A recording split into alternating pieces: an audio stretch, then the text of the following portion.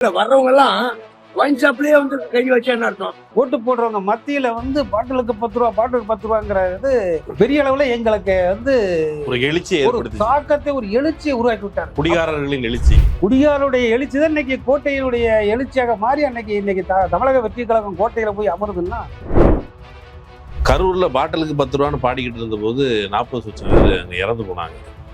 அந்த துயரமும் குடிகாரர்களை கவ்வி இருக்குல்ல. என்னடா 40 பேர் இறந்து போயிட்டாங்க, அதுக்கு பொறுப்பே சொல்லாம ஒருத்தர் இருக்கிறாரு, அந்த பாட்டிலுக்கு 10 ரூபான்னு பாடினதுனாலே நம்ம இவருக்கு வாக்களிக்கலாமா அப்படின்னு குடிகாரர்கள் யோசிக்க மாட்டாங்களா? முடிவு தெளிவா எடுப்போம். நாங்க எப்பயுமே ஸ்டெடியா தமிழ்நாட்டில் வந்து நாங்கள் கவுந்தோம்னா கவர்மெண்ட் ஸ்டெடியாக நிற்கும். பணைய அரசாங்கம் விற்கக்கூடிய அந்த சரக்கை உயிரை பணைய வச்சு குடிக்கின்ற எங்களுக்கு ஒரு இன்சூரன்ஸ் பண்ணி கொடுக்கணும்னு இன்னைக்கு வரைக்கும் கேட்டிருக்கோம். யார் இன்சூரன்ஸ் பண்ணி வைக்கணும்? ஏன்னா மத்திய அரசுக்கு வரியை கொடுக்குறோம், மாநில அரசுக்கு வரியை கொடுத்துட்டு எங்களுக்கு ஒரு இன்சூரன்ஸ் கேட்டால் உங்களுக்கு ஏன் உங்களுக்கு கஷ்டமா இருக்கு? இப்போ இவர் இந்த பாட்டுக்கு 10 ரூபாய் கட்டுப்படுத்தலை அப்படின்னா ஒன்றும் பிரச்சனை இல்லை. அடுத்து உள்ளாட்சி தேர்தல் வருது, அதில் எங்கள் வேலையை காமிக்க போகிறோம். தமிழக வெற்றி கழகத்துடைய துணை சபாநாயகரே போய் ஒரு மணமையில் மன்றத்தில் போய் ஏன் 140 ரூபாய் சரக்கு 160 ரூபாய்க்கு வாங்குறேன்னு எங்களுக்காகவே அவர் போய் குரல் கொடுக்குறாரு. ஒரு 25 விதிமுறைகள் இருக்கு, அதை பின்பற்றலை இந்த மதுவிலக்குத்துறை அமைச்சர். அதெல்லாம் படிக்கணும்.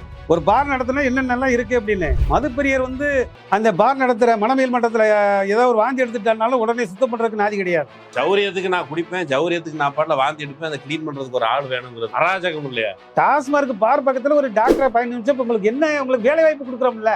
இந்த 15 நாள் தமிழக வெற்றி கழகத்துடைய ஆட்சி, தமிழ்நாடு மதுகுடிப்போர் விழிப்புணர்வு சங்கம் மதுப்பிரியர்களுக்கு சந்தோஷம், நிறைவு கிடையாது கிடையாது கிடையாது. இந்த சோகத்துல 4 கட்டிங் எக்ஸ்ட்ரா போயிருமே. சென்ற ஆட்சி வரைக்கும் தான் அந்த சோகத்தை அளிக்கிறது. இப்போ வந்து கோட்டையை நோக்கி அரசியல் பார்வையில் தான் போய்கிட்டு இருக்கோம்.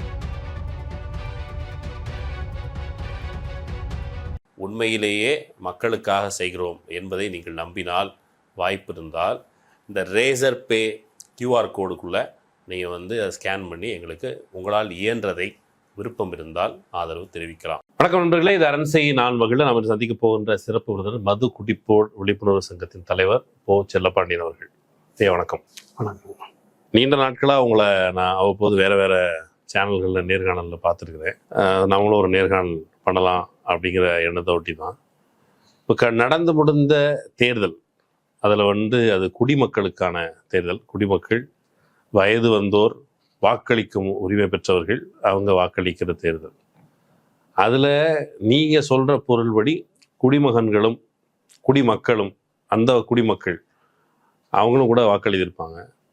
கடந்த தேர்தலில் அந்த குடிமக்கள் தங்களுடைய வாக்குரிமையை எப்படி செலுத்தினாங்க, என்ன அடிப்படையில்? தமிழ்நாட்டில் இந்த 2026 சட்டமன்ற தேர்தலை டாஸ்மார்க் மதுப்பிரியர்கள், அதாவது குடிமகன்களுடைய ஆதங்கம். பாட்டிலுக்கு 2003 சில்லறை விற்பனை துவங்கிய காலத்தில் 2 ரூபா வாங்கினாங்க பாட்டிலுக்கு மேலே, எம்ஆர்பி விலைக்கு மேலே. அதுக்கப்புறம் 2016 பாட்டிலுக்கு 5 ரூபா வாங்க ஆரம்பிச்சாங்க. 2 ரூபா எப்போ வாங்கினாங்க? 2003 தான் டாஸ்மார்க்ல சில்லறை விற்பனை அரசாங்கத்தால் துவங்கப்படுகிறது. பாட்டிலுக்கு 2 ரூபா வாங்கினாங்க. அப்போ அன்னைக்கு விலைவாசிக்கு 2 ரூபா. அதுக்கப்புறம் 2016 5 ரூபா வரைக்கும் வாங்கிட்டு இருந்தாங்க. 2021 தான் டாப்புக்கு பாட்டிலுக்கு 10 ரூபா வந்து வெளிப்படையா வாங்கக்கூடிய அளவில் போச்சு. அப்போ 2 ரூபா ஏன் வாங்கினாங்க? அப்போ அன்னைக்கு, அதாவது இந்த டாஸ்மார்க் ஊழியர்கள் இன்னைக்கு போராட்டம் நடத்திட்டு இருக்கிறது காரணமே, அவர்கள் வந்து நிரந்தர அரசு ஊழியர்கள் கிடையாது.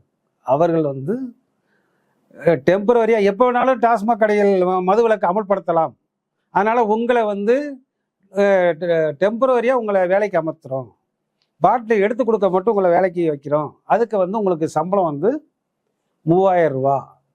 அந்த பாட்டில் எவ்வளவு குடோன் ஸ்டாக்கை எடுக்கிற சூப்பர்வைசருக்கு 6000 ரூபா. 3000 ரூபா, 6000 ரூபா, 8000 ரூபா தான் அப்போ கொடுத்து, அதுவும் இந்த 3000 ரூபா சம்பளத்துக்கு வரக்கூடிய பாட்டில் எடுத்து வைக்கிற ஊழியருக்கு 10000 ரூபா டெபாசிட் கட்டணும். சூப்பர்வைசர் பண்ணுறவர் வந்து 50000 ரூபா கட்டணும். ஏன்னா இவங்க வந்து அரசு ஊழியர்கள் கிடையாது. அவங்க வந்து ஒரு தொகுப்பூதியத்து அடிப்படையில் வந்திருக்கிறதுனால நீங்கள் வேலைக்கு வந்திருக்கீங்க, இதில் ஏதாவது பொருள் காணாமல் போச்சுன்னா இந்த 10000 ரூபா டெபாசிட்லேயே 50000 ரூபா டெபாசிட் பிடிச்சிருந்தா வச்சுருந்தாங்க. இப்படி அதெல்லாம் அன்னைக்கு வந்து ஒரு பெருசாகவே எடுக்கலை. அது அன்னைக்கு வந்து இந்த அளவுக்கு மீடியாக்கள் கிடையாது. செய்தித்தாள்கள் மூலியமா தான் அந்த செய்தி போகும். பாட்டிலுக்கு 2 ரூபா இருந்துச்சு. இது கண்டிப்பாக இருந்தது. அப்போ அது என்ன லஞ்சத்துக்காக வாங்கினாங்களா ஏதாவது? அதில் அன்னைக்கு வந்து பொருட்படுத்தலை. ஏதோ அன்னைக்கு வந்து 2003க்கு முன்பாக வரை தனியார் பார் நடத்திக்கிட்டு இருந்தாங்க. அவங்ககிட்ட போய் இப்போ எதுவும் பேச முடியாது. தனியார் பார் நடத்துறவங்ககிட்ட வந்து அவங்ககிட்ட இருந்து இந்த அரசு விற்க ஆரம்பித்த உடனே அதில் 2 ரூபா வந்து எங்களுக்கு பெருசாக தெரியல. ஏன்னா அங்கே இஷ்டத்துக்கு வாங்கினது. பாருக்குள்ள ஒரு டம்ளர் வந்து பிளாஸ்டிக் டம்ளர் அன்னைக்கு 1 ரூபான்னா அன்னைக்கு 5 ரூபாய்க்கு டம்ளர் வாங்கணும். ஒரு சிக்கன் கிரேவியோ இல்லை ஏதோ வாங்கணும்னா ஒரு 20 ரூபா கிரேவி 50 ரூபா பில் போடுவான். அதெல்லாம் பார்த்துட்டு 2003 சில்லறை விற்பனை இவங்க அரசாங்கம் திறந்த உடனே எங்களுக்கு 2 ரூபா அது பெருசாக தெரியல. உங்களுக்கு வந்து செலவு குறைவாக தோணுச்சு. அதுலேருந்து இங்கே தப்பிச்சு இங்கே வெளியில் ஒடியாரம்ல. அப்போ அந்த செலவை கம்பேர் பண்ணும்போது இது கம்மியாக இருக்குன்னு அன்னைக்கு அதை கொடுத்தோம்.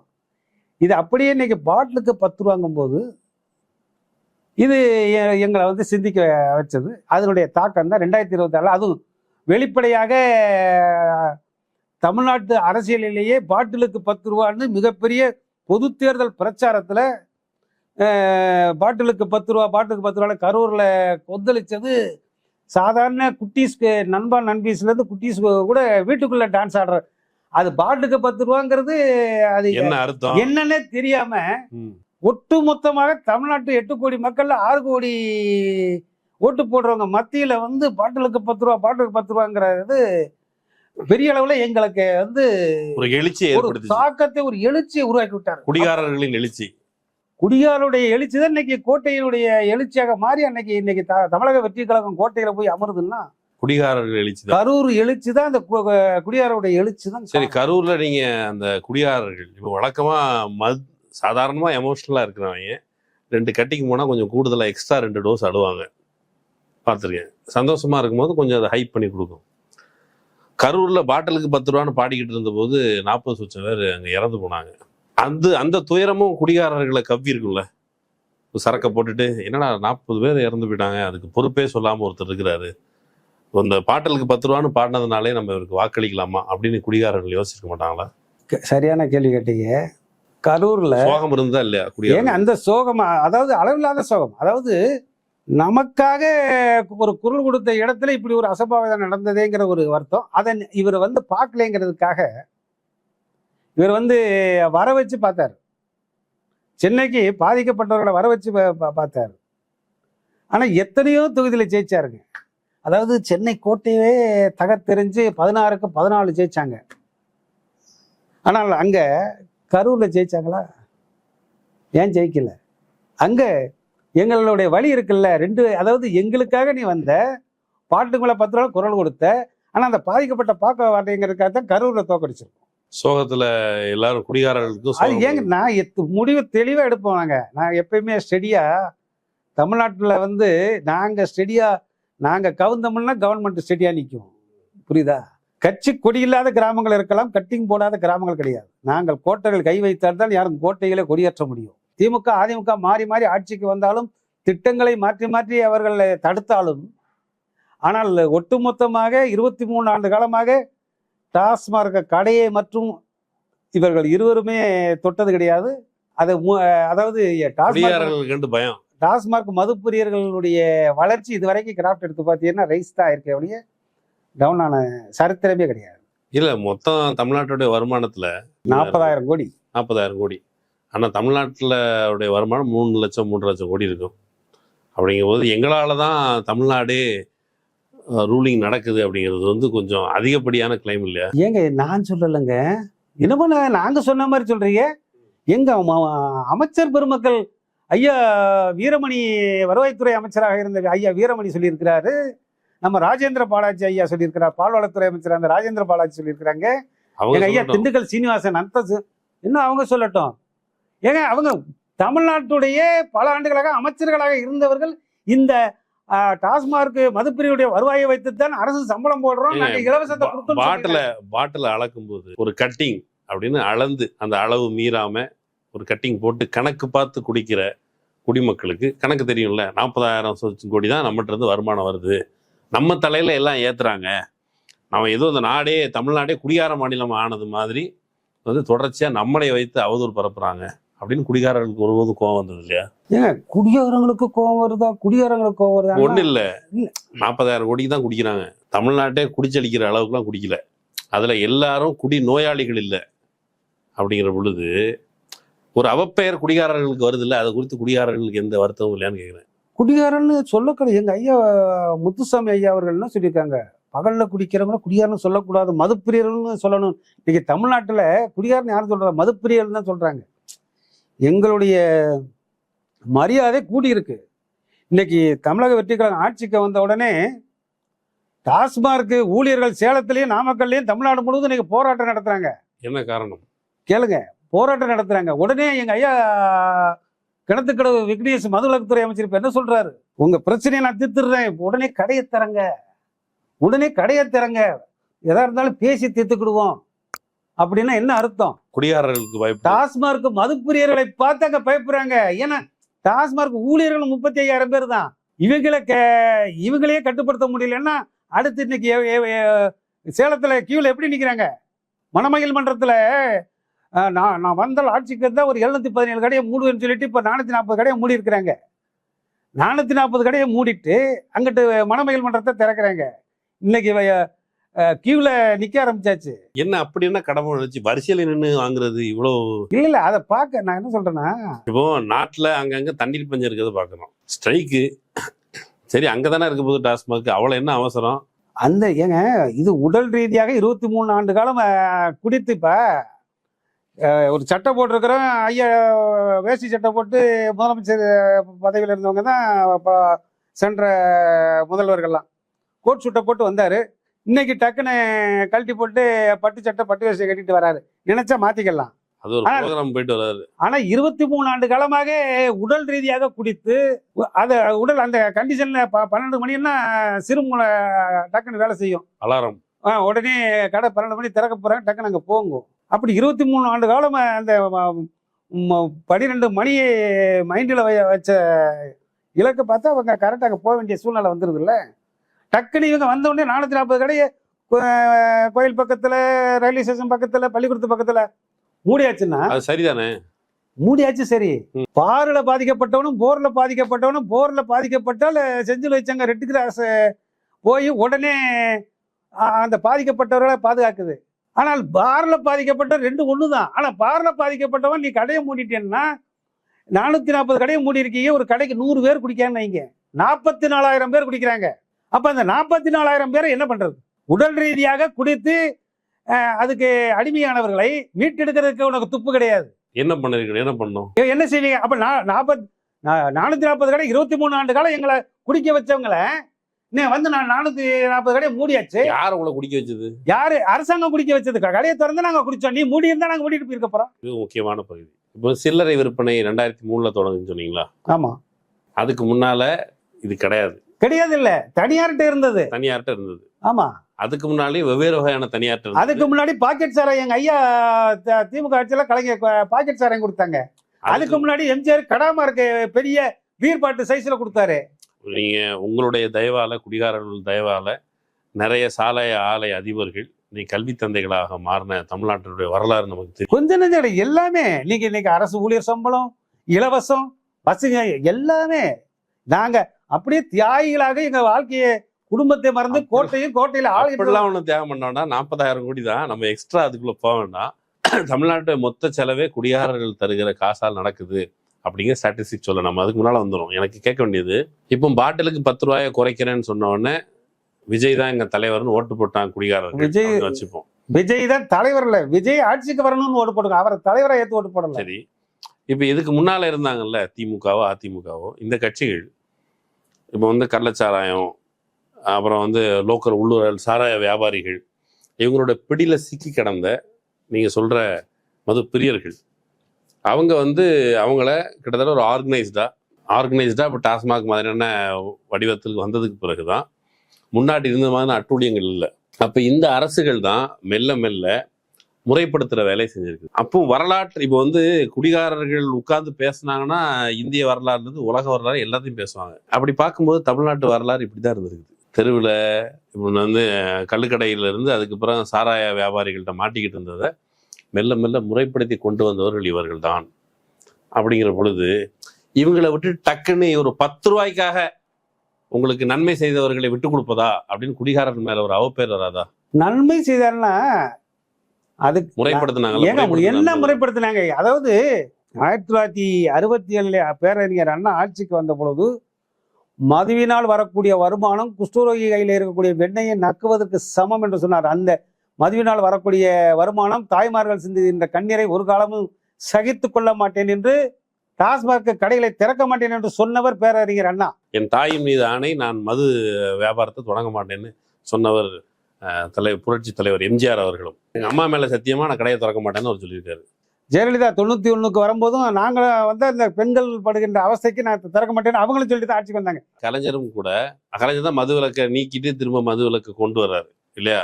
ஆனா இங்க தமிழ்நாட்டில் ஒருவேளை நீங்க மது விலக்கை பூட்டா தமிழ்நாட்டை சுத்தி ஒரு ஜெயில் கட்ட முடியாது, பக்கத்து மாநிலத்துக்கு போகான்னு சொல்ல முடியாது.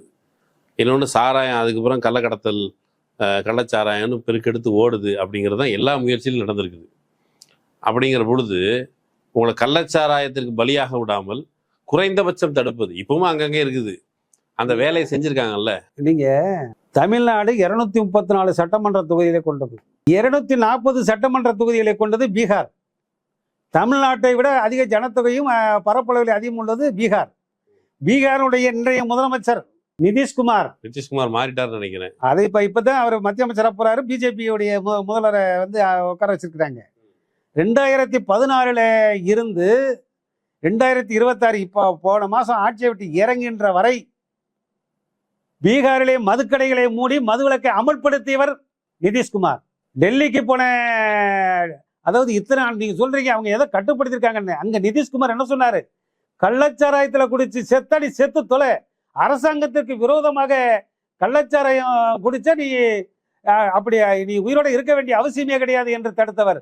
அதே மாதிரி கள்ளச்சாராயம் காய்ச்சலாம், அதுலயும் கூட கள்ளச்சாராயம் குடிச்சு செத்து போனாங்க, செத்து போட்டோம்னு சொன்னவர் இவர் மட்டும் இல்ல, எம்ஜிஆரும் சொல்லியிருக்காரு. ஆனா குடிச்சு இறந்து போனவங்களுக்கு இழப்பீடு கொடுக்க வேண்டிய நிர்பந்தம் வந்து பீகாருக்கு வந்திருக்குது. பீகார்ல தரமாட்டேன், கடைசி வரைக்கும் தரல, கொடுத்தாரு, கொடுக்கல. பீகார்ல கள்ளச்சாராய சாவுகள் நடக்கும் பொழுது அவங்க அதுக்கான காம்பன்சேஷன் கொடுத்தாங்க, குஜராத்தில் கொடுத்தாங்க. அந்த கள்ளச்சாராய சாவுகள் அதிகரிக்குது. மதுவிலக்கு அப்படிங்கிற ஒரு கொள்கை நடைமுறைக்கு தான் சாராயம் குடிக்கிறது நிப்பாட்டலாம் முடியல. நீதிமன்றம் பீகார்ல உச்ச நீதிமன்றம் வரைக்கும் போய் அங்கேயும் பஞ்சாயத்து ஆச்சு, என்ன எவ்வளவு கேஸ் பைலப் ஆகுதுன்னு. அப்போ நீங்க எந்த எழுச்சியையும் தடுத்துடலாம், ஆனா குடிகாரர்கள் எழுச்சியை தடுக்க முடியாதுங்கிறது அமெரிக்கால இருந்து, பீகார்ல இருந்து, குஜராத்ல இருந்து தமிழ்நாடு வரைக்கும் பார்த்துருக்குது. இப்போ தமிழ்நாட்டில் ஓகே, உங்களுடைய உணர்வுகளை மதித்து நாங்கள் வந்து அரசே நடத்துகிற சாராய கடைகள் அப்படிங்கிற இடத்துக்கு குடிகாரர்களுடைய எழுச்சியை மதித்து அரசாங்கம் நடந்து கொள்கிறது அப்படிங்கிற பொழுது கடந்த கால அரசுகளை வந்து நீங்க மதிக்கலாமே, ஏன் எங்களை மதிக்கவில்லை, அவர்களை நாங்கள் மதிக்கல. அன்னைக்கு நான் இதே தமிழ்நாடு மது குடிப்போர் விழிப்புணர்வு 2012 திறந்து நாங்கள் கோரிக்கை வைக்கிறோம். குடிபோதை மறுவாழ்வு மையம், அதாவது ஓரளவுக்கு குடிச்சோம், ஒரு 40 வயசுல வரைக்கும் குடித்தோம், அதுக்கப்புறம் மீளணும்னு நினைக்கிறோம். பிள்ளை வயசுக்கு வந்துருச்சு, இல்லை பையன் காலேஜ் முடிச்சுட்டான்னு ஒரு கல்யாணத்தை முடிக்கிறோம், பிள்ளை கல்யாணம் முடிக்கணும்னு நாங்கள் நினைக்கும் போது அதை விடணும்னு நினைக்கிறோம். அதிலிருந்து மீள்வதற்கு ஒரு குடிபோதை மறுவாழ்வு மையங்கள் திறங்க நாங்கள் அதுலேருந்து மீண்டுக்கிறோம்னு சொன்னால் 2016 ஆட்சிக்கு வந்த செல்வி ஜெயலலிதா அவர்கள் நம்ம தண்டையார்பேட்டையில் 80 பெட்டு கொண்ட குடிபோதை மறுவாழ்வு மையங்கள் இன்றைய சைதை துரைசாமி அவர்கள் மேயராக இருந்த பொழுது திறந்தார்கள். அதுக்கப்புறம் ஒன்று கூட திறக்கலை, குடிபோதை மறுவாழ்வு மையங்கள் திறக்கலை. அதாவது உடையிற பாட்டிலுக்கு, டாஸ்மாக் கடையில் உடையிற பாட்டிலுக்கு ஜெனரல் ரிலையன்ஸ் இன்சூரன்ஸ் கம்பெனியில் வருடத்திற்கு 8 கோடி ரூபாய் இன்சூரன்ஸ் பண்ணி வைக்கிறாங்க. ஆனால் உயிரை அரசாங்கம் வைக்கக்கூடிய அந்த சரக்கை உயிரை பணை வச்சு குடிக்கின்ற எங்களுக்கு ஒரு இன்சூரன்ஸ் பண்ணி கொடுக்கணும்னு இன்னைக்கு வரைக்கும் கேட்டிருக்கோம், யாரும் இன்சூரன்ஸ் பண்ணி வைக்கல. என்ன லாஜிக்கல இன்சூரன்ஸ் கேட்குறீங்க? எங்க அரசாங்கம் விற்கிது, நாங்க ஆரோக்கியமா இருந்தா தானே அரசாங்கத்துக்கு வருமானம் கிடைக்கும். இல்லை ரைட், இது ஒரு முக்கியமான பாயிண்ட். இன்சூரன்ஸ் கேட்குறீங்க, ஒரு பொருளை நீங்கள் ப்ரொக்யூர் பண்ணுறீங்க, நீங்கள் சமோசா வாங்கி சாப்பிட்றீங்க, இட்லி வாங்கி சாப்பிட்றீங்க, சட்னி தொட்டு சாப்பிட்றீங்க, அதே மாதிரியான ஒரு பொருள் அது உட்கொள்ள உணவு போல அது உட்கொள்ளப்படுகிற ஒரு பொருள். அதில் தீங்கு இருக்குது, அதில் மாற்றுக்கருத்து இல்லை, தெரிஞ்சாதான் குடிக்கிறாங்க. மது குடிப்பது தப்பு அப்படின்னு கொட்டை கொட்டை இடத்துல அங்கங்கே விளம்பரங்கள் பார்க்க முடியுது, பார்க்குற திரைப்படங்கள்ல எல்லாம் அது வருது. அப்படிங்கிற பொழுது அதை மீறி நான் குடிப்பேன், எனக்கு இன்சூரன்ஸ் போட்டு கொடுனா எதுக்கு கள்ளச்சாராயம் குடிச்ச சேர்த்த கள்ளக்குறிச்சியில கள்ளச்சாராயம் குடிச்சு சேர்த்தா 15 லட்சங்க. அது அரசு பொறுப்பெடுத்துக்குது. அப்ப அரசு நான் செய்தது தவறு, கள்ளச்சாராயத்தை தடுப்பதற்கு நாங்கள் முறையாக செயல்படவில்லை, ஆகவே பொறுப்பெடுத்து அது காசு காம்பன்சேஷன், இன்னொரு வகையில சொன்னா இழப்பீடு. அது சரி, அதே இது கவர்மெண்ட் குடிச்சு அதுல கட்டிங் போட்டு இறந்தா அதுக்கு இழப்பீடு தர மாட்டீங்களா? கட்டிங் கன்சிஸ்டண்டா போட்டு இறந்தா, இப்ப வந்து ஒரு நாள் குடிச்சு கள்ளச்சாராயம் குடிச்சு உடனே செத்து போயிடுறாங்க, ஏதாவது பிரச்சனை ஆகி. கவர்மெண்ட் கொடுக்குற அந்த சரக்குல வந்து நீங்க அதை ப்ரூவ் பண்ணணும்ல. இதனால் அதுக்கு தான் பில்லு கேட்கறோம். பில்லு இன்னைக்கு வரைக்கும் தரலையே. ஒரு பில்லு ஏங்க, ஒரு நுகர்வோர் சாதாரண ஒரு 10 ரூபா டீயை குடிச்சாலும் ஒரு பிஸ்கட் 10 ரூபா பிஸ்கட்டை குடிச்சு சாப்பிட்டு பேதி ஆச்சுன்னா கூட அதுக்கு கன்சியூமர் கோர்ட்டுக்கு போகலாம். ஒரு 140 ரூபா சரக்கு ஒரு மதுபான ஆலை மத்திய அரசு அனுமதி கொடுத்து அதுல இருந்து விற்கப்படுகின்ற ஒரு மதுபானத்திற்கு 140 ரூபா கொடுத்து வாங்கக்கூடியவர்கள், அரசாங்கத்துக்கு வருமானம் தரக்கூடியவர்கள், அதுக்கு வந்து கன்சியூமர் ஃப்ரெண்ட்லியா இருக்கணும். கண்டிப்பாக. ஏங்க, அரசாங்க பாட்டில் இதெல்லாம் தெளிவா தானே போட்டிருக்கீங்க. ஜிஎஸ்டி எங்க வரி கலால் வரி எல்லாம் கெட்டித்தானே மத்திய அரசுக்கு வரியை கொடுக்குறோம், மாநில அரசுக்கு வரியை கொடுக்கும். கொடுத்துட்டு எங்களுக்கு ஒரு இன்சூரன்ஸ் கேட்டால் உங்களுக்கு ஏன் உங்களுக்கு கஷ்டமா இருக்கு? இன்சூரன்ஸ் வந்து இப்போ சில நோய்களுக்கு இன்சூரன்ஸ் அப்ளை ஆகாது அப்படி சொல்லுவாங்க.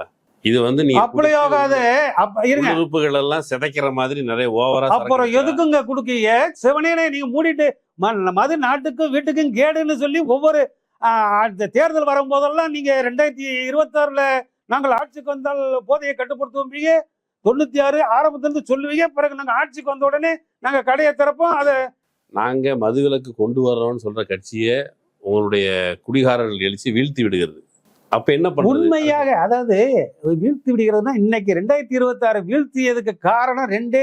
பெண்கள் வந்து பூரண மதுக்கடைகளை மூடுவார். எங்கள் நண்பா நண்பீஸ், எங்க அண்ணன் வந்தா கடையை மூடிடுவாரு, எங்க மாமா வந்தா கடையை மூடிடுவாரு, எங்க சித்தப்பா வந்தா கடையை மூடிடுவாருன்னு சொல்லித்தான் பெண்கள் அதிகமான வாக்கு போட்டிருக்காங்க. நாங்க ஒரே காரணத்துக்காக பாட்டிலுக்கு 10 ரூபா இதுவரைக்கும் எந்த முதலமைச்சரை வந்து கட்டுப்படுத்தலை, அதனால நாங்க ஓட்டு போட்டோம். ஆக இப்ப அது கட்டுக்குள்ள வந்துருச்சா 10 ரூபா? யாரு அது இந்த இன்னும் கட்டுக்க. இன்னைக்கு இப்போ இந்த பேட்டிக்கு முன்பாக அரண்சை சேனலுக்கு நான் பேட்டி கொடுக்கறதுக்கு முன்பாகவே நான் கோடம்பாக்கம் அங்கே பவர் ஹவுஸ்க்கு முன்னாடி கடையில் போய் கேட்டேன், என்னையா ஏதாவது 10 ரூபா?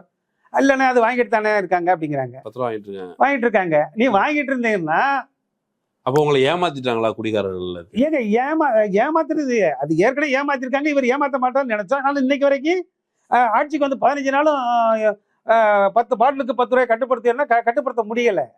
அப்ப என்ன செய்வோம்?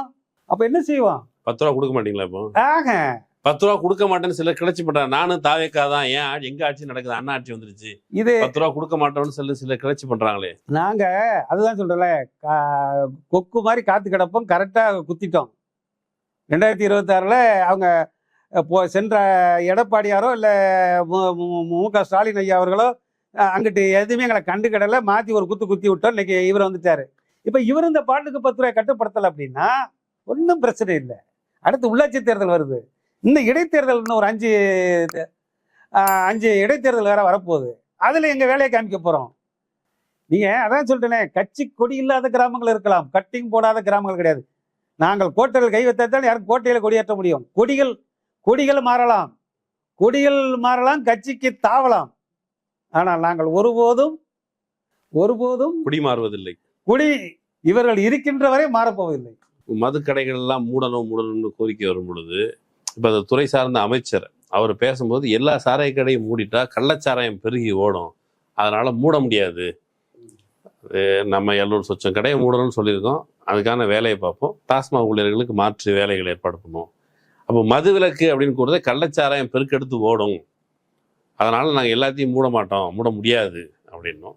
ஆதவர்ஜுனா வந்து பேசும்பொழுது அரசு மது இருக்கக்கூடாது அப்படிங்கிறாரு. அதன் பொருள் உள்ளடக்கமா தனியார் சரக்கு விற்கட்டும், அரசு ஊழியர்கள் ஐஏஎஸ் படிச்சுட்டு வந்தவன் வந்து சாராயம் விற்கலாமா அப்படின்னு, அது ஒரு கேவலமான தொழில், அதில் போய் ஒரு ஐஏஎஸ் ஆஃபீஸரை போடலாமான்னு கேட்குறாரு. இதை பற்றி உங்கள் ஒப்பீனியன் என்ன?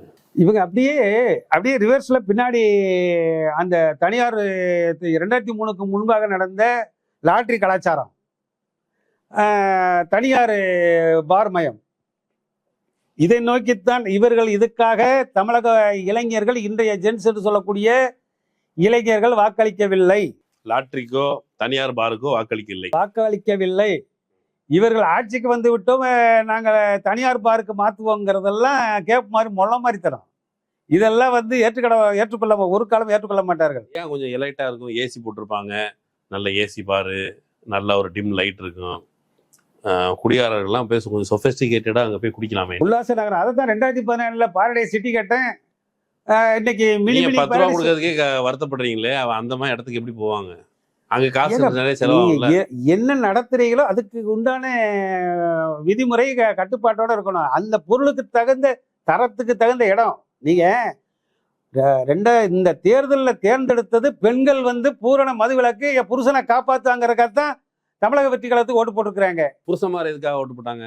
புருஷன்மார் பாட்டுக்கு 10 ரூபாய் எக்ஸ்ட்ரா வாங்குறாங்க, நல்ல சரக்கு வேணுங்கிறக்காக ஓட்டு போட்டது. ஆக ரெண்டையுமே வளர்த்து விட்டது ஆட்சியாளர்கள் தான். ஆட்சியாளர்கள் மீது வெறுப்பு பெண்களுக்கு வருவதற்கு காரணம் மது அதிகமான விலைக்கு விற்பது, சரியான தரமற்ற மதுவை குடிக்கிறார்கள் என்ற கோபத்துக்கு ஆளானதும் அந்த ஆட்சியாளர்கள் தான்.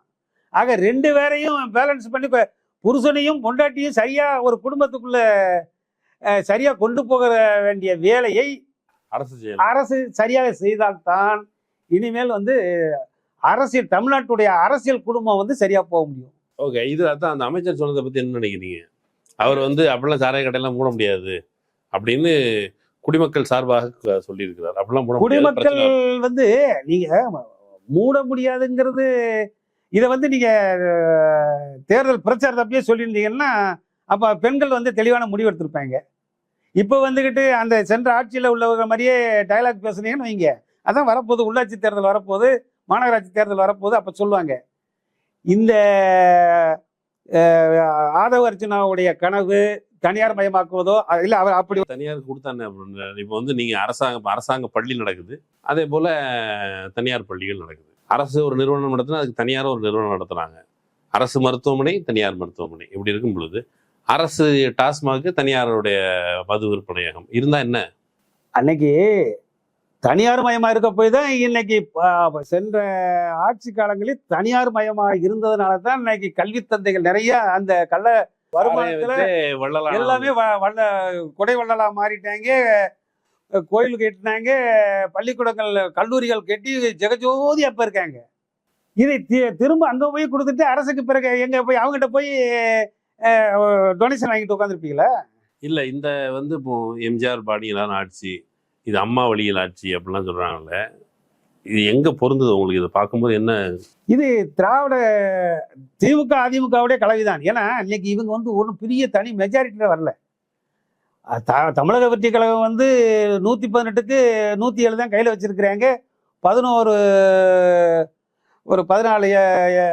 எம்எல்ஏக்களை வந்து திமுக கூட்டணியிலையும் அதிமுக ஆதரவோட தான் வந்திருக்கிறாங்க. இவங்களையும் தமிழக மக்கள் மெஜாரிட்டியை ஜெயிக்க வைக்கல. அரசாங்கமே தள்ளாட்டத்தில் தான் இருக்கு, அரசியலே தள்ளாட்டத்தில் தான் இருக்கு. அதுலயும் நாங்க உங்களை ஸ்டெடியா நிக்க வைக்கிறோம் அப்படின்னா இருக்கிற எம்எல்ஏக்கள் வருகின்ற தேர்தலில் சரி பண்ணாதான் சரியாகும். இல்லைன்னா எங்களை மாதிரி தான் நீங்களும் ஆட வேண்டிய சூழ்நிலை, தள்ளாட வேண்டியதும். இல்லைங்க, அவர் வந்து கோயிங் ஸ்டேடியம் தனியார் பாரு இந்த மாதிரி செட்டப் கேசினோலாம் வர கேள்விப்படுறேன். அப்படிலாம் வந்தா உங்களுக்கு என்ன, நீங்க வந்து அதனால சந்தோஷப்படுவீங்களா? அதாவது அரசாங்கம் விற்கின்ற வரைமுறையோடு கேசினோ கப்பலை கோவால இருந்து கேசினோ கப்பல் அங்க மாதிரி இங்க கொண்டு வந்தாலும் நீங்கள் அந்த கலாச்சாரம் ஏற்கனவே உள்ள கலாச்சாரம் மாதிரி மதுப்பிரியர்களை இன்னைக்கு நாங்க கும்மிடிப்பூண்டி முதல் குமரி வரைக்கும் ஒரு 45% பேர் இருக்கோம். நாங்க தான் அரசியலை தீர்மானிக்கக்கூடிய அளவுல இருக்கோம். இன்னும் சாதி மதம்லாம் கிடையாது. எதுக்குங்க?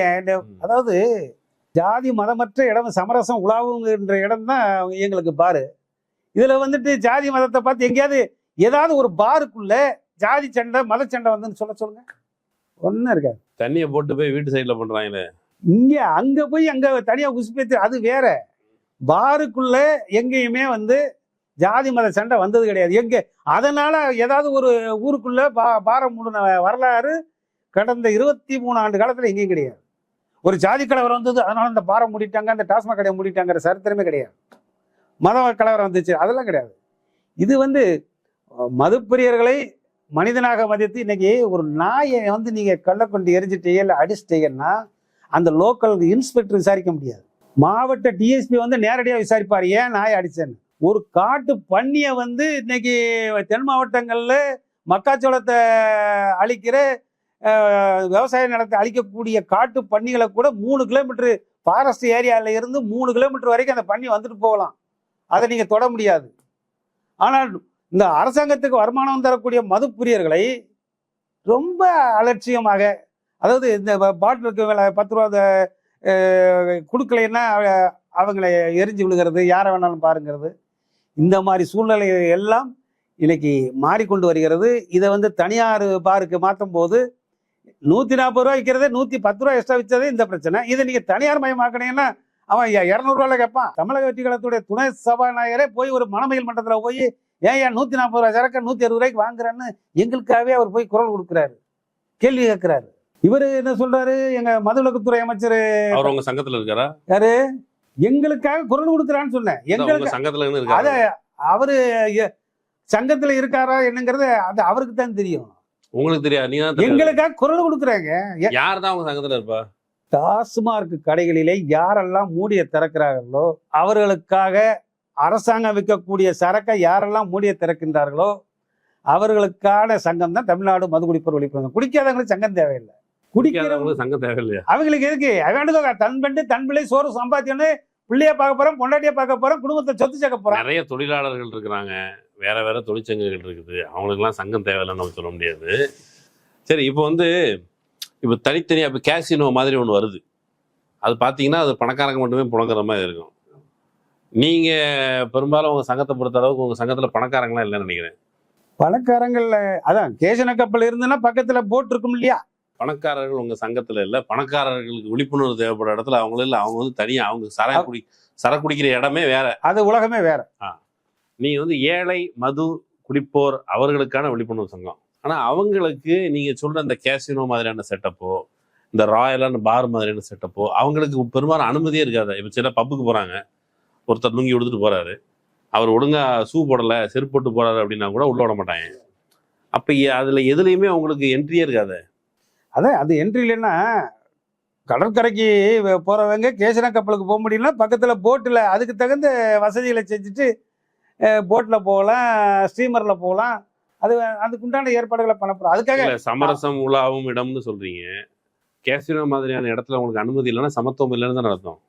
அங்கே சமத்துவம் அவங்க தான் ஓட்டும் போட மாட்டாங்கல்ல. நீங்கள் சொல்றது கேசினோ கப்பலுக்குள்ள போய் அங்கே இருக்கிறவங்க யார் ஆட்சியை தீர்மானிக்கா? அவங்க உலகமே இங்கே ஓட்டு போடுற கேட்டகரியிலேயே அவங்க பெரும்பாலும் வரமாட்டாங்க. கோட்டையை தீர்மானிக்க கோர்ட்டில் யார் கை வைக்காங்களோ அவங்க தான் கோட்டையை தீர்மானிக்கக்கூடிய அளவில் இருக்கிறாங்க. அதனால எங்களுக்கு உண்டான வசதி வாய்ப்புகளையும் இங்கே அரசாங்கம் தானா பண்ண ஆரம்பிச்சிருவாங்க. ஆமா, அவங்க கோட்டையை தீர்மானிக்கக்கூடிய அளவில் ஓட்டு போடுற அளவில் எங்க ஏதாவது தொழிலதிபர்கள் ஆடிக்காரனையும் இந்த காரனையும் கீழே நின்று எங்கேயா ஓட்டு போட்டுருக்காங்களா? பெரும்பாலும் இருக்கிறது இல்லை. இவங்க மது குடிப்போருக்கு விழிப்புணர்வு அப்படிங்கிறது நல்லா குடிச்சிட்டு மட்டையாவுங்க அப்படிங்கிறதுக்காகவா, அல்லது குடிக்க தெரியணும், this is the way you should drink, இவ்வளவுதான் குடிக்கணும், இதுதான் மிக்சிங், இப்படிதான் இருக்கணும், அந்த மாதிரிலாம் நீங்க சொல்லிக் கொடுக்குறீங்களா அவருக்கு? இது ஏற்கனவே விழிப்புணர்வு பெற்றவர்களுக்கு நீங்க சங்கமா? விழிப்புணர்வு பெற்றவருக்கு எதுக்கு சங்கம்? ஓகே, விழிப்புணர்வு நான் என்ன சொல்றேன்னா, இது தந்தை பெரியார் வாழ்ந்த பூமிங்க, பகுத்தறிவு பூமி. கும்பகோணத்திலே குடியாரர் மாநாடு நடத்தியவர் ஐயா தந்தை பெரியார் அவர்கள். அவர் நடத்தினதை கல்லுக்காக நடத்துறாரு. கல்லு லோரிக் ஆசிட் இணையானது, அது தாய்ப்பாலுக்கு இணையானது. அதில் 4% தான் போதை இருக்கும், ஆல்கஹால் இருக்கும். அதை ஏன் குடிக்கணுங்கிறதுக்காக அவர் உடல் நோய் பாதிக்கப்பட்டு 500 தென்னை மரங்களை வெட்டி வீழ்த்தியவரும் தந்தை பெரியார் தான். அதாவது அந்த 4% கல்லே தீங்கானதுன்னு வெட்டி காங்கிரஸ்ல இருக்கும்போது வெட்டி வீழ்த்தியவரும் தந்தை பெரியார் தான். அதே கல்லை இது உணவுப் பொருளாக எடுத்துக்கொள்ளலாம் என்று கும்பகோணத்திலே கல்லு குடிப்போர் மாநாடு நடத்தியவரும் தந்தை பெரியார் தான். அப்படி இருக்கும்போது இன்னைக்கு 2003 இந்த தென்னங்கல்லு பனங்கல்லுக்காக அதை தடுப்பதற்காக, கள்ளச்சாராயத்தை தடுப்பதற்காக 2003 சில்லறை விற்பனை துவங்கிய பொழுது 47 வகையான மதுபானங்கள் விற்கப்பட்டது. ஆனால் இன்னைக்கு டாஸ்மார்க் என்ன வகைன்னு தெரியாது. Accord brandy, Admiral brandy, British brandy, லாச்சரம் பிராண்டி, மார்பஸ் பிராண்டி, மானிட்டர் பிராண்டின்னு இப்படி பிராண்டி வகையே ஒரு 200 இருக்கு. இன்னும் பிராண்டி இருக்கு, விஸ்கி இருக்கு, ரம் இருக்கு. இது எல்லாமே நான் என்ன சொல்றேன்னா, ஏன் இப்போ இத்தனை வகையான சரக்கை எதை குடிச்சு எப்படி திடீர்னு வீரன் சரக்குன்னு வந்து விற்காங்க. திடீர்னு சரக்குகள் மாறி மாறி விற்கும் போது இதனால உடல்நல பாதிக்கப்படுகிறது. அவங்களுக்கு ஒரு விழிப்புணர்வு வேணும். எந்த சரக்கை குடிச்சு எந்த சரக்கை எவ்வளவு குடிக்கணும், அதை லார்ஜ் குடிக்கணுமா, ஒரு கட்டிங் அடிக்கணுமா, ஒரு 90 அடிக்கணுமா, ஒரு 180 அடிக்கணுமாங்கிறத முதல்ல தெரிஞ்சுக்கிடணும். சரி, அது தெரிஞ்சுக்கிறதுக்கான குடிகாரர்களும் இதை பார்க்கக்கூடும். அதனால கேட்குறேன். இப்போ விஸ்கி இருக்கு, பிராண்டி இருக்கு, அதுக்கு பிறகு என்ன இது வைன் இருக்கா, வைன் இருக்கு, ரம் இருக்கு, அதுக்கு பிறகு என்னது ஓடுக்கா இருக்குது, என்னமோ இருக்குது. இதுல எது பெட்ரு? இது இப்ப பாண்டிச்சேரியில விற்கக்கூடியது பிரெஞ்சு கலாச்சாரத்தோட பழங்களால், தானியங்களால், கோதுமை, மக்காச்சோளம், அரிசி, பார்லி இதுல எல்லாம் தயாராகி பிரெஞ்சு கலாச்சாரத்தில இருந்து பெரும்பாலும் திராட்சைகள்ல இருந்து வரக்கூடியதான் பாண்டிச்சேரி சரக்கு நல்லா இருக்கும்பாங்க. நம்ம ஊர்ல இன்னைக்கு நேரத்தா குடிக்கிறோம். சங்க காலத்துல இருந்து குடிச்சிட்டு இருக்கோமே. நம்ம குடிச்சது அந்த காலத்துல அவங்க குடிச்சதெல்லாம் உங்களுக்கு பலரசத்துல இருந்து உருவாக்கப்பட்டது. அன்னைக்கு இதெல்லாம் இருந்திருக்காதுல்ல, இந்த கம்பெனிலாம் இருந்திருக்காது, இருக்கிறத வச்சுதான் குடிச்சிருப்பாங்க. அதான் அப்ப பூர்வீக பானமாக தென்னங்கல்லு, பனங்கல்லு, சுண்டக்கஞ்சி இப்படிதான் குடிச்சிருப்பாங்க. இன்னைக்கு கரும்பு கழிவுல இருந்து அந்த மொலாசஸ் என்று சொல்லக்கூடிய பெட்ரோல் டீசல்ல கலக்கக்கூடிய எத்தனால், அங்க பெட்ரோல் டீசல்ல கலக்கக்கூடியதை போய் இன்னைக்கு டாஸ்மாக் கடையில கரும்பு கழிவுலேருந்து வரக்கூடிய இதை மூலப்பொருளாக வச்சு விற்கிறதுனால தான் இன்னைக்கு உயிரிழப்புகளும் பாதிப்புகளும் அதிகமாக வருகிறது. அதை நல்ல சரக்கை கொடுப்பதற்கான மக்காச்சோளத்துல இருந்து இன்னைக்கு மக்காச்சோளத்துலேருந்து தயார பண்ணக்கூடிய அளவில் 2 ஃபேக்ட்ரி இன்னைக்கு தமிழ்நாட்டுக்கு வந்துருச்சு. அரிசி அங்கங்கே ரேஸ் அரிசியில் போட்டது போக நிறையா வேஸ்ட் ஆகுது, அதுலேயும் உங்களுக்கு தயார் பண்ணலாம். இப்படி உணவு தானியங்கள்ல இருந்து வீணாக போகாமல் பழங்கள் வீணாக போகிறது. இப்போ மாம்பழ சீசன், தக்காளி சீசன், பழங்கள் எந்த ஐட்டமாக இருக்கட்டும், திராட்சையாக இருக்கட்டும், தக்காளியாக இருக்கட்டும், அது எது இருந்தாலும் இதுல இருந்து மதுபானங்களை தயார் செய்து வச்சா உங்களுக்கு உடல் ஆரோக்கியமாக இருக்கும். அதுவும் ஒரு அளவா வாரத்துக்கு இவ்வளோதான் அளவா குடிக்கணும். ஒரு அதான் என்ன கேட்டேன், டாக்டர்களை நியமிச்சு, டாஸ்மார்க் கடைகள் பார்களுக்கு முன்னாடி டாக்டர்களை பணி நியமிச்சு, லோ ப்ரெஷருக்கு சித்தாள் வேலைக்கு போகிறவங்க, வெயிலில் வேலை பார்க்குறவங்க, கட்டுமானத்தில் வேலை பார்க்குறவங்க, சாயந்தரம் அலுப்புக்கு வராங்கன்னா அவங்க உடம்பை செக் பண்ணி லோ ப்ரெஷர், ஹை ப்ரெஷர் இருக்குன்னா செக் பண்ணிவிட்டு ஐயாவுக்கு ஒரு கட்டிங் அடித்தா போதும், இல்லை ஒரு ஆஃப் அடித்தா போதும்னு ப்ரிஸ்கிரிப்ஷனோட கொடுத்தா அவட குடிச்சிட்டு போகிறான், கம்முன்னு போய் படுக்க போகிறான். இப்படி வரைமுறைப்படுத்தாமல் வரைமுறைப்படுத்துனீங்க.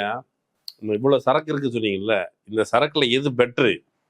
சாயந்தரம் டாஸ்மாக் யாராவது போறாங்கன்னா அவங்களுக்கு கன்ஃபியூஸ். ஒவ்வொரு தொகுதியிலேருந்து ஒரு எம்எல்ஏ தேர்ந்தெடுக்காங்கல்ல, அதை மாதிரி ஒவ்வொரு தொகுதிக்கும் ஒரு 50 மதுப்பிரியர்களை தேர்ந்தெடுத்து ஒரு ஆலோசனை கூட்டம் போட்டு, அதுக்கப்புறம் மாநில நிர்வாகிகள் வட்டமேசை மதுபான ஆலை முதலாளி நீங்க வா உட்காரு, மதுப்பிரியர்கள் பிரதிநிதி உட்காரு, டாஸ்மார்க் ஊழியர் உட்காரு.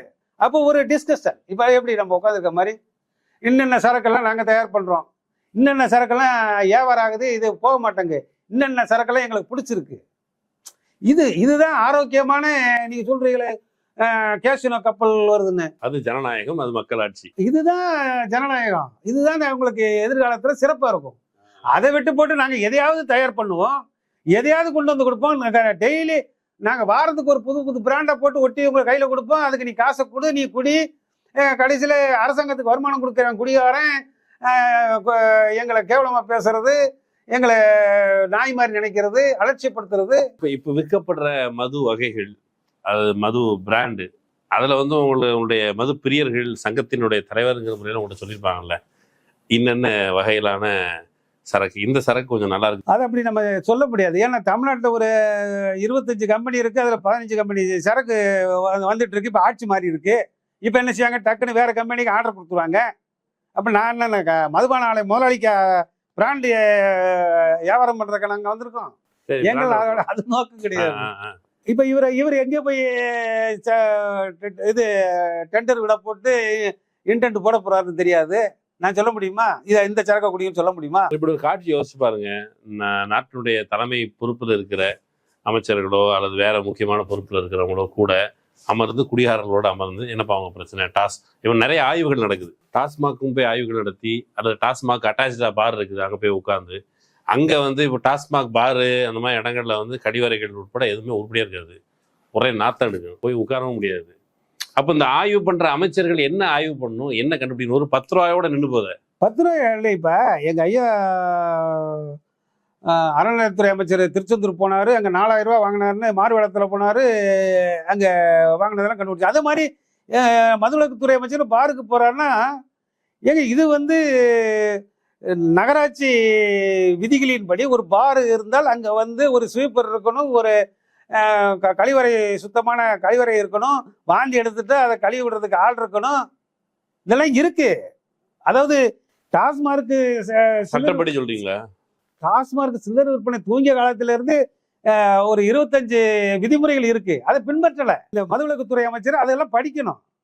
ஒரு பார் நடத்தினா என்னென்னலாம் இருக்கு அப்படின்னு. மதுப்பிரியர் வந்து அந்த பார் நடத்துற மனவியல் மன்றத்துல ஏதாவது ஒரு வாந்தி எடுத்துட்டாலும் உடனே சுத்தம் பண்றதுக்கு நாதி கிடையாது. சாதாரண மக்கள் கேட்பாங்களே, வாந்தி வர்ற அளவுக்கு என்ன வெங்காயத்துக்கு குடிக்கணும், நீ ஒழுங்கா அளவா குடிக்க வேண்டியதானாங்கிறது பொதுவான அளவு. அதுதான் விழிப்புணர்வு. அதுக்குத்தானே நான் சொல்றேன், ஜௌரியத்துக்கு நான் குடிப்பேன், ஜௌரியத்துக்கு நான் பாட்டில் வாந்தி எடுப்பேன், அதை கிளீன் பண்றதுக்கு ஒரு ஆள் வேணுங்கிறது அராஜகம் இல்லையா? ஏங்க நான் காசு என்கிட்ட வாங்குற காசுக்கு அதுக்கு உண்டான அத்தனை வசதிகளும் செய்யறதுக்கு தான் 140 ரூபா. ஒரு அளவுக்கு மீறி குடிச்சீங்கன்னா வாந்தி வரதான் செய்யும். உடம்பு தாக்கு பிடிக்கல, இதுக்கார இது வந்து ஸ்ட்ரைக் பண்ணுது, அதுதான் வாந்தி வருது. அப்ப அளவுக்கு மீறி ஏன் குடிக்கணும்?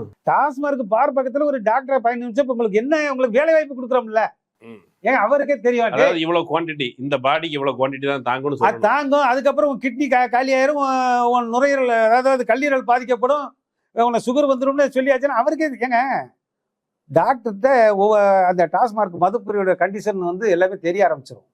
அப்போ புள்ளிவிவரத்தோட சுகாதாரத்துறைக்கு சொல்லிடலாம், இவர் இத்தனை வருஷமா குடிச்சுக்கிட்டு இருக்கிறாரு, இவருக்கு இன்னும் பார்ட்ஸ் ரிப்பேர் ஆகி கிடக்கு, இத்தனை பாடி கண்டிஷன் சரியில்லை, இது எல்லாமே பொண்டாட்டியை கூப்பிட்டீங்க வாமா, இனிமே குடிச்சா செத்து போய் தொலைவாரு, கவர்மெண்ட்டுக்கு அவப்பெயர். எங்க கவர்மெண்ட் விற்கிது, அவன் குடிக்கான், அதே கவர்மெண்ட் மூலியமா தகவல் சொல்லிடலாம்ல. கொரோனா சமயத்துல கூட காய்ச்சி குடிச்சாங்கய்யா, காய்ச்சி குடிக்கிறாங்க, வீட்டுகளே சாராயத்தை காய்ச்சுறாங்க. அது நான் என்ன சொல்றேன்னா, அங்கொன்றும் இங்கொன்றுமா நடக்கும். ஆனால் அரசாங்கம் விற்கின்ற கடையை தடை செய்த பொழுது அங்க யாரும் குடிக்கல. அந்த 100 நாள் வந்து 3 மாசம் யாரும் குடிக்கல. அன்னைக்கு குவா சத்தம், அன்னைக்கு குடும்பத்துல குதூகலமா தான் நாங்க இருந்தோம். புரியுதா? சரி. அது ஒண்ணு அங்க ஒண்ணு குக்கர்ல காய்ச்சினா அங்க காய்ச்சினா 1-2 செத்து தொலைஞ்சி, அதை பொருட்படுத்தக்கூடாது. கவர்மெண்ட்டுடைய சட்டத்திட்டங்களுக்கு கட்டுப்பட்டு நடத்த சொல்லக்கூடியவர் தான் செல்லப்பாண்டியன்.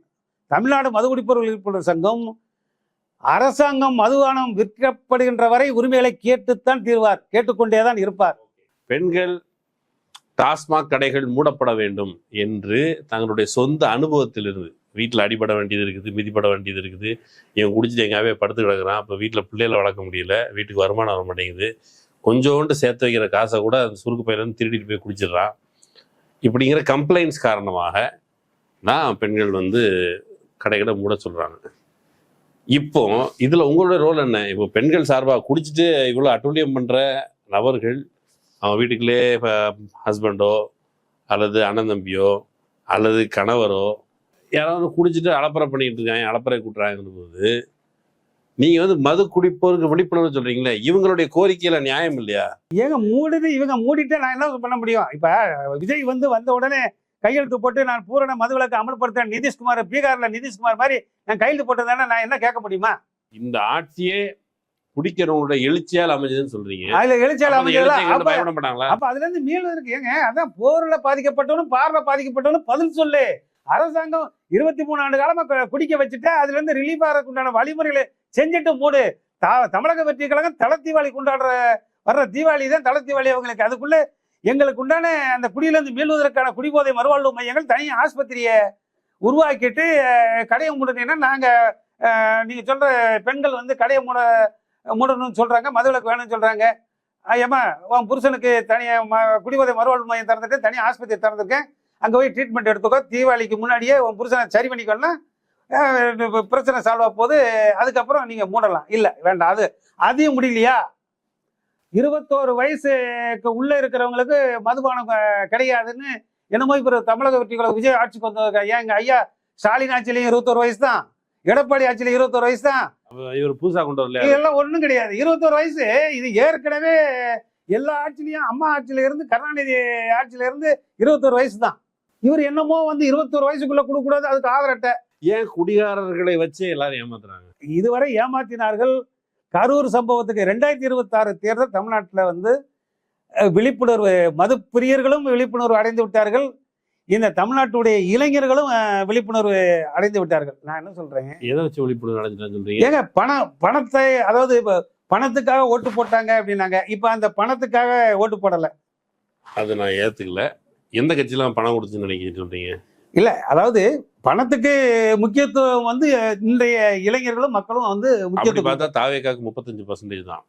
அப்போ 35%க்கு வெளியே இருக்கிறவங்க வந்து காசு வாங்கிட்டு ஓட்டு போட்டாங்க தான் அர்த்தம். நீங்க அப்படி சொல்ல முடியாது. கொள்கைக்காக, ஏங்க பேரறிஞர் அண்ணா உருவாக்கிய திராவிட கட்சிகள், நீங்க அந்த பார்வையில பார்க்காதங்க. ஏற்கனவே அம்மா உணவகம் தந்த எடப்பாடியார் வந்து இன்னைக்கு என்னதான் சொன்னாலும் கம்மாயில வந்து வண்டல் மண்ணை இலவசமாக விவசாயிகள் அள்ளிட்டு போகலான்னு சொன்னது, பல ஒவ்வொரு முதல்வர்களும் பல நல்ல திட்டங்களை செஞ்சிருக்கிறாங்க. அதுக்காக வந்து வாக்குகள் ஒருத்திக்கே இருக்கு. இப்போ பெண்கள் வந்து மது கடைகளை மூடுவதற்காக வாக்களித்தாலும் இவர்கள் அதுக்கு உண்டான வழிமுறைகளை விஜய் அவர்கள் செய்யலை. இந்த 15 நாள் தமிழக வெற்றி கழகத்துடைய ஆட்சி, தமிழ்நாடு மதுகுடிப்போர் விழிப்புணர்வு சங்கம், மது பிரியர்களுக்கு சந்தோஷமா இருக்குது. சந்தோஷம், நிறைவு கிடையாது, கிடையாது, கிடையாது. ஏமாற்றம் அளிக்குது. மிகப்பெரிய ஏமாற்றத்தில் இருக்கும். ஏன்னா இந்த சோகத்துல 4 கட்டிங் எக்ஸ்ட்ரா போயிருமே. போகலாம், ஆனா சென்ற ஆட்சி வரைக்கும் தான் அந்த சோகத்தில் அடிக்கிறது. இப்போ வந்து கோட்டையை நோக்கி அரசியல் பார்வையில் தான் போய்கிட்டு இருக்கோம். நீ இங்க என்ன ஏமாத்தினேன்னா அடுத்து வருகின்ற இடைத்தேர்தல், உள்ளாட்சி தேர்தலை நோக்கி தான் எங்க பார்வை இருக்கும் என்ன. அதனால இவங்க தமிழக வெற்றி கழகம் 21 வயசு என்பதை 30 வயசாக மாற்றினால் மட்டுமே 30 வயசுக்கு கீழே இருக்கவங்க சரக்கு கூடாதுன்னு. ஏங்க 21 வயசு வந்து அப்பா கண்ட்ரோல்ல இருக்கக்கூடியவங்க, அதாவது அதிகபட்சம் டிகிரி முடிச்சிருப்பான் 21 வயசுக்குள்ள. 21 வயசுக்கு அப்புறம் தான் அவன் சென்னையை நோக்கி வேலைக்கு வர ஆரம்பிப்பாங்க. அவன் 25 வயசு 27 வயசுல தான் கல்யாணம் முடிப்பான். 21 வயசுக்கு 18 வயசுக்கு மேலதான் பெண்களுக்கு 23 வயசு 25 வயசுல கல்யாணம் ஆகும். விஜய் வயசை ஏற்றினால் மது கலாச்சாரம் ஒரு தலைமுறை, தமிழக வெற்றி கழகம் ஆட்சி இந்த 5 ஆண்டு காலத்திலே அவருக்கு வாக்களித்த இளைஞர்களும் இளைஞர்களும் காப்பாற்றப்படுவார்கள். இது ஒரு முக்கியமான தேர்தல் பிரச்சாரம். இதுல பாட்டிலுக்கு 10 ரூபா. நீங்க இந்த மாதிரி டாஸ்மாக் கடைகளுக்கு விஜய் நேரடியாக வந்து இன்ஸ்பெக்ஷன் பண்ணணும் அப்படின்னு ஏதாவது எதிர்பார்ப்பு இருக்குதா உங்களுக்கு? இல்ல, என்னமோ அவரு என்னமோ அமெரிக்கால இருந்து வந்த மாதிரி நீங்க பேசிட்டு இருக்கீங்க. அவர் எதுக்கு, அவருக்கு தெரியாதா? ஏன் இப்ப இருக்கிற இளைஞர்கள்லாம், அவர்கிட்ட இருக்கிற எம்எல்ஏக்கள் எல்லாம் அப்படியே மாவட்ட செயலாளர்கள்லாம் கண்ணில் கோட்ரு ஆஃப் பார்த்ததே கிடையாதா? பார்த்திருக்கலாம். போய் இன்ஸ்பெக்ஷனுக்கு போகணுமான்னு கேட்குறேன். ஏங்க எங்க ஐயா புஷி ஆனந்துக்கு தெரியாத விஷயங்களா இருக்கு? இல்ல, என்ன இருக்கு, இது கலந்து பேசி மது பிரியர்கள் 23 ஆண்டு காலம் மது பிரியர்களையும் மதுபான ஆலை முதலாளிகளையும் டாஸ்மார்க் ஊழியர்களையும் சங்க நிர்வாகிகளையும் வச்சு கலந்து பேசி ஒரு முடிவு எடுத்துட்டா முடிஞ்சு வச்சு. அதை விட்டுட்டு திராவிட கட்சிகள் ஏற்கனவே செய்த தவறை செய்ய தொடர்ந்தால் நிச்சயமாக தமிழக வெற்றி கழகத்தின் மீது உள்ள பற்று, அதன் மேல இருந்த ஒரு பாசம் எல்லாமே குறைய ஆரம்பிக்கும். அரசியல் மாற்றம், கள மாற்றம் உருவாக துவங்கும் என்பதை நான் இந்த நேரத்தை பதிவு செய்கிறேன். நீங்க சொல்ற மாதிரி குடிகாரர்கள், விழிப்புணர்வு பெற்ற குடிகாரர்களை அழைத்தோ அல்லது டாஸ்மாக் ஊழியர்களை அழைத்தோ தலைமைச் செயலகத்தில் ஒருவேளை பேச்சுவார்த்தை நடந்து ஒரு சுமூகமான முடிவு எட்டும் என்று கருதுகிறேன். எட்டுறதுக்கான வாய்ப்பு இருக்குதான்னு பார்ப்போம். இன்னொரு வாய்ப்பில் அது குறித்து விரிவாக பேசுவோம். கலந்து கொண்டு உங்களுடைய கருத்துக்களை பயந்து கொண்டமைக்கு நன்றி. வணக்கம் நண்பர்களே, இன்னொரு வாய்ப்பில் சந்திக்கலாம். நன்றி.